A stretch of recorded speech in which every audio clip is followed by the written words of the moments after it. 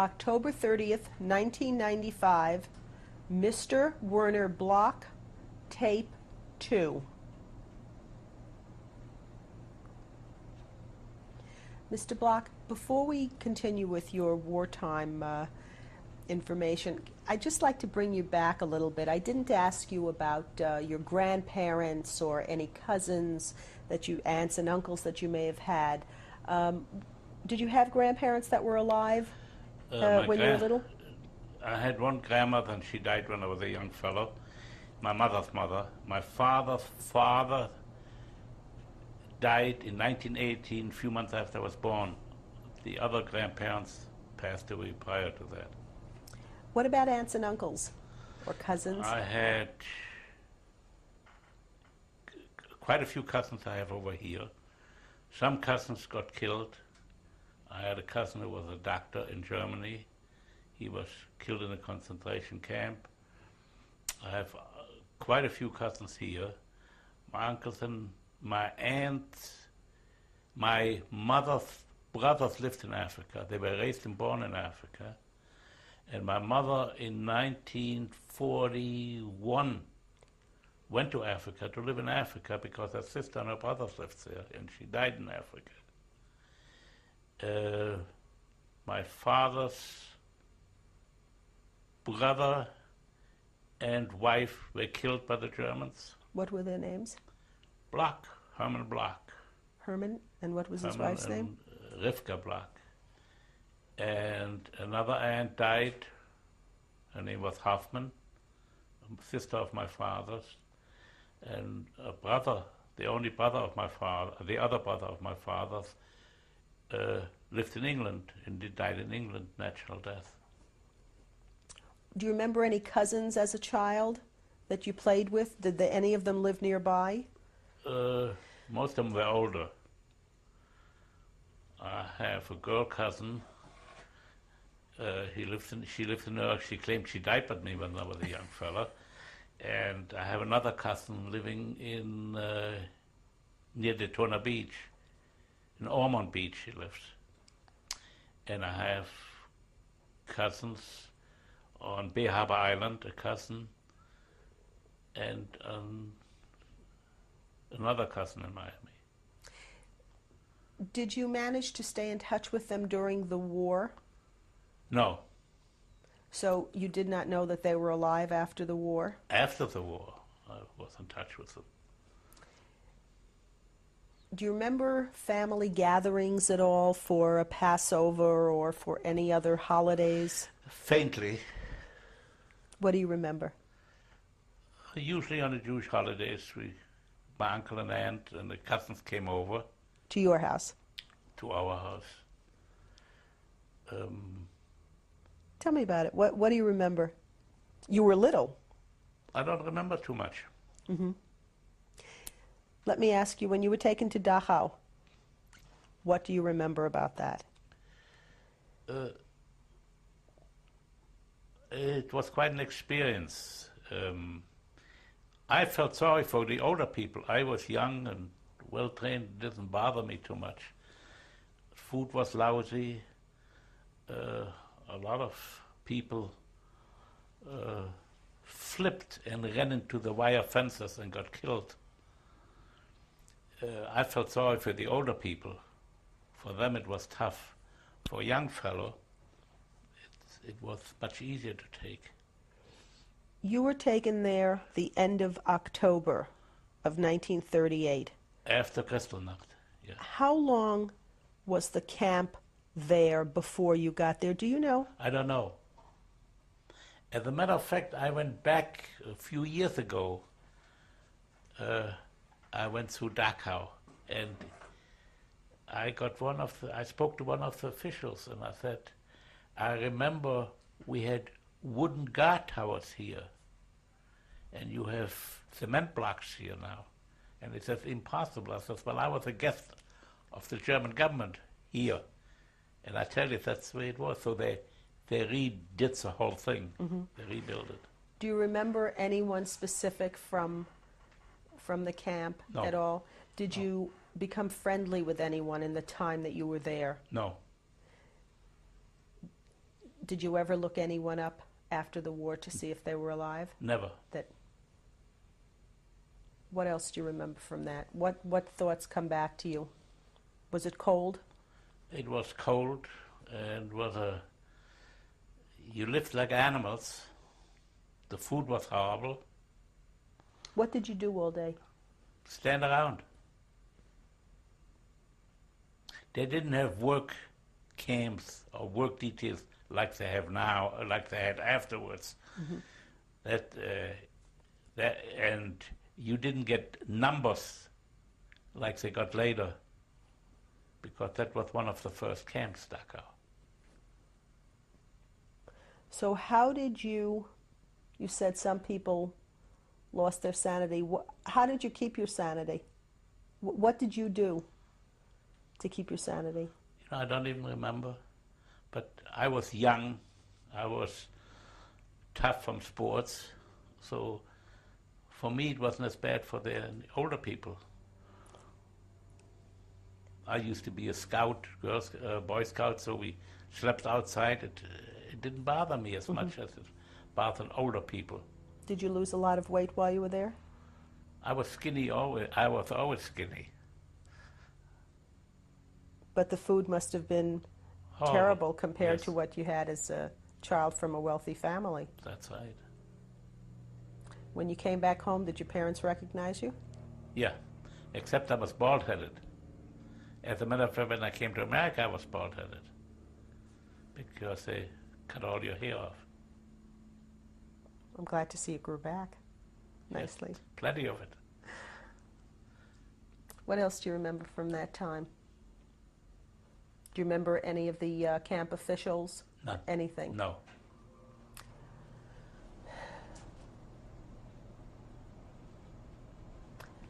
When you came back, how many of your relatives were already scattered? Your cousins, and you said that one of your sister's husbands died in a concentration camp. Yes.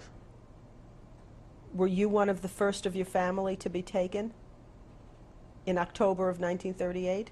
To my knowledge, I was the only one who went to a concentration camp. But I think my cousin, who was a doctor, was taken too. He died in a concentration camp, but I don't know when he was arrested. I see. Were you in contact with the rest of your family, with your cousins and with your sisters during that time at all when you came back? With my sisters, yes. As much as you could correspond overseas. And when I left, I went to England for a week. So I saw my sisters in England. And then you came to America. From England, I came to America. Tell me something else about, what were your impressions when you first came to America? They treated me like a, how should I say, they showed me off, my relatives in Pittsburgh, and they didn't believe, they didn't believe the things that happened in Germany. I think that was very convenient to disbelieve it, and you didn't have to worry about it, because I didn't think the Americans did enough or couldn't do anything. That's why so many people got killed, and they were limited in the number of visas they could give out. Did you ever try to bring your parents to America? My father died within a few months in 1940, and my mother went to South Africa where her family was. My parents spoke English fluently. Right. So what happened after you came to America? I know you got the job. How did you feel about being shown off like that? I felt horrible. Did it last long? But they meant well. But my argument was that they didn't do enough for the survivors over there. Did you ever say that to them then? No. I was lucky they were nice to me. They lived a good life over here. But, well, And the political, you had an ambassador in England, Mr. Kennedy, which was an anti-Semite, and he didn't do much for the Jews. And the government was, the American government was not too favorably, I think that's my wife, they didn't do too much for the Jews.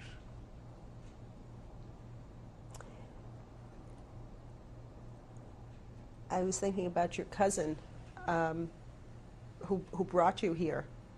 It's very interesting that a second or third cousin who never met you would See, my wife got the message.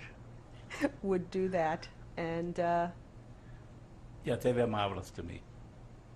and how long did you stay with them until you were drafted? Till I was the whole drafted. time you stayed Yes. with them. From January 39 till 41. Hmm. I'm still friendly with their daughters.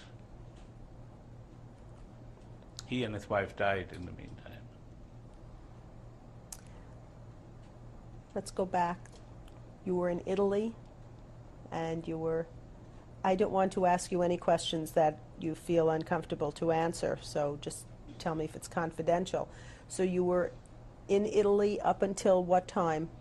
Till when did I get back? When the war was over. Hmm. That was in, what was it, in May 1945? I think it was in May 45. I came over and I was discharged in Pennsylvania.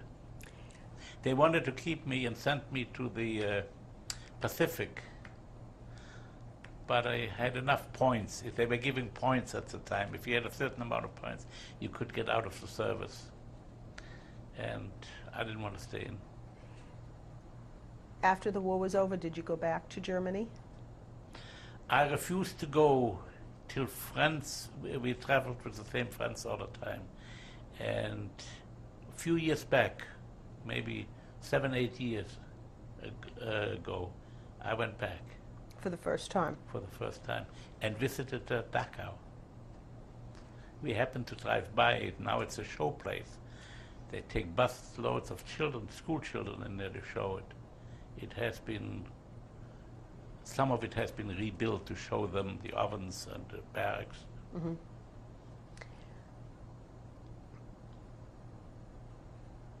So that was the first time you'd ever gone back to Germany. I had been to Switzerland and Italy. Did you go Holland, back right Belgium. after the war? No. Oh, no. To Switzerland or No, to Germany? I couldn't you afford didn't it go. after the war. I went to South Africa once in 1967 to see my mother. You hadn't seen her in all those years? I had seen her in England during the war when I was for a few months in France in the Vosges Mountains. I went to England and stayed 3 weeks in England. Did you ever bring your mother to America? Did your mother ever come to America? When I went to South Africa, I brought my mother to America. And she stayed for a few months. She wanted to go back to Africa.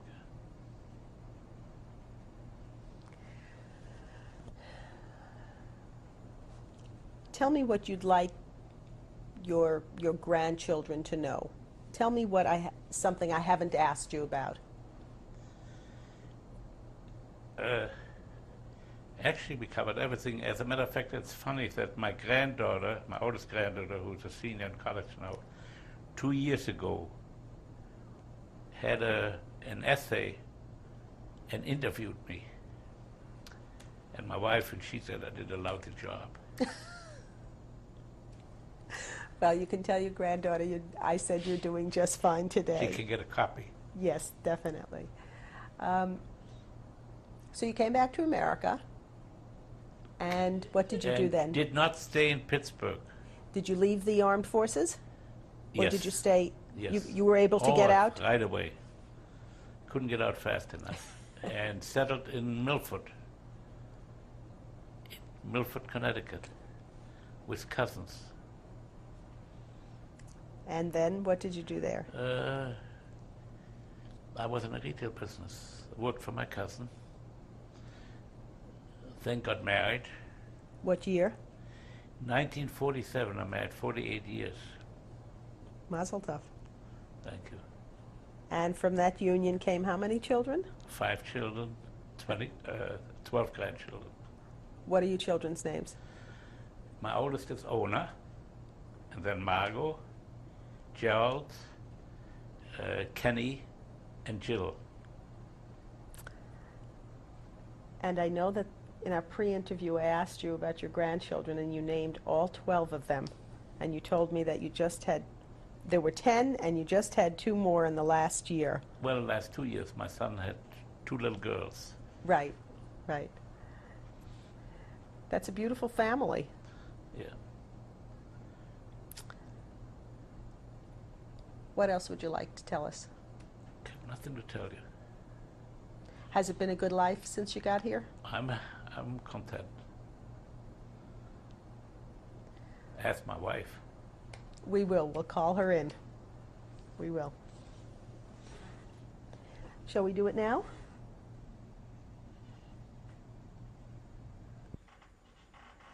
I see we have been joined by a lovely lady, Mr. Block. Would you like to make the introductions? This is my wife, Rena. We are married 48 years, have 5 children, and 12 grandchildren. That's lovely, Kanahara. That's nice. Tell us something else. What have you been doing? You retired to Florida? I retired to Florida. I worked for 17 years for a retail conglomerate. I started as a store manager and wound up as store operations manager and vice president. Very nice. And you enjoyed the work? Loved it. It was his hobby. He liked it so much. That's great. And what have you been doing since you're down in Florida? Nothing. Relax.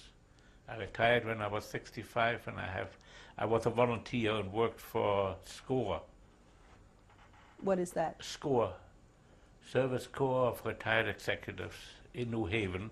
Mm-hmm. I wanted to do it here, but they told me they have so many volunteers, they don't need me. So I don't do anything. I know what you do 3 days a week. Well, I try to play tennis. Are you good at it? I do the cooking, so. And the shopping. That's good. That's very good. So life is good here? Yeah, very good. If he does the cooking and the shopping. That's wonderful. Thank you for the interview very much. Thank you for taking the time. Is there anything else you'd like to say? Is there anything you'd like to leave a special message for your children, your grandchildren? I talk to them 2 or 3 times a week, so there's no other message. That's the best message, that you speak to them so often. Thank you very much, both of you. Thank you. Thank you. You're welcome.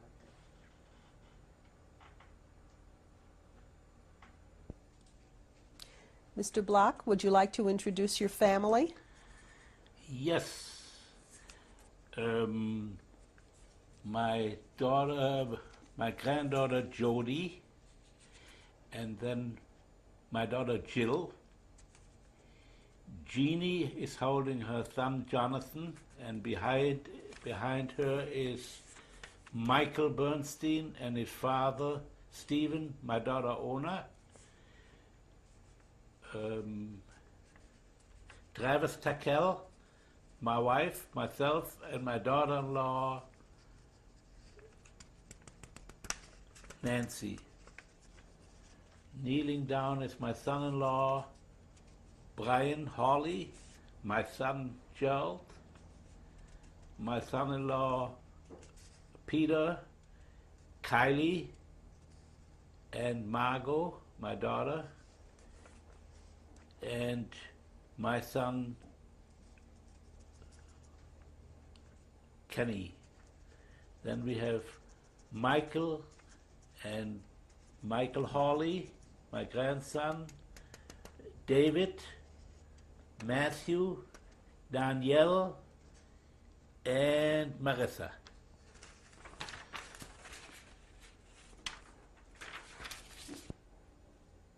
And who are these three people? Our last photo? It's my daughter-in-law, Nancy, my son, Kenny, and Emily. And there is one more arrival, the newest, The of whom we newest don't was have a picture born yet. 5 weeks ago. And her name is Sarah. Mazel Tov. Thank you.